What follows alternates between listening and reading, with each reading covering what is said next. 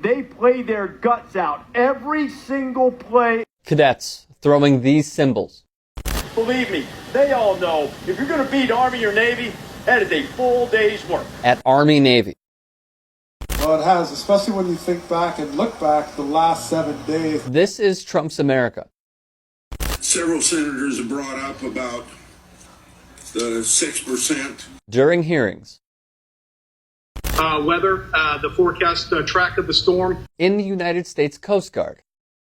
He's making a hand gesture that's quite different than any of the others. Or even serving as a White House intern.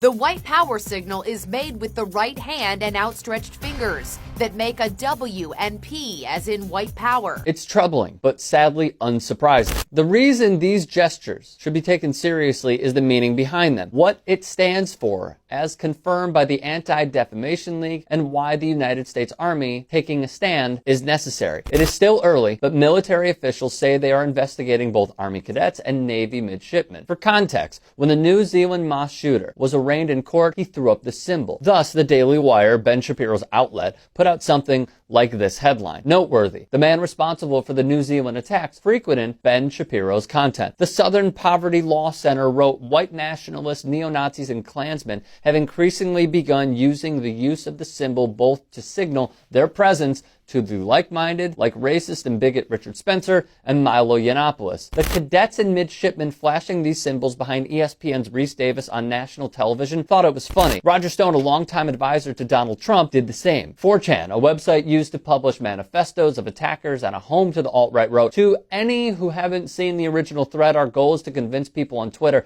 that the OK hand sign has been co-opted by neo-Nazis. The fraternity culture in the U.S. cry foul, saying, hey, let us have our game testing one's own strength. The problem with this argument is the Anti-Defamation League found and confirmed the OK hand sign is indeed a hate symbol. Part of the problem is that if, hypothetically, someone flashed white supremacist symbols at the camera, the point of the stunt would be to get liberals wound up so they can then claim that liberals are just imagining things. Thus, we are seeing conservative sites like the Daily Wire clap back at the already well-founded criticisms. That was what the OK symbol was literally invented to do. Both serve as a white supremacist symbol and also one that is just ordinary enough looking that when liberals express outrage, the white supremacists could play the victim of liberal hysteria. Lieutenant Colonel Chris Opart, a spokesman for the U.S. Military Academy at West Point, New York, said officials there were also looking into the matter. At this time, we do not know the intent of the cadets, he said. Let's say it was a joke and a troll. Joking about white supremacy and white nationalism during a nationally televised game of this magnitude still makes you a whole-ass clown, wrote Jamil Hill. From the Proud Boys causing harm to pedestrians in New York City and Charlottesville to the suspension of Alabama police officers for throwing up the white power symbol, and even guys like Mike Cernovich using the hand symbol in the White House, the message is clear. Furthermore, it is a tale of two different worlds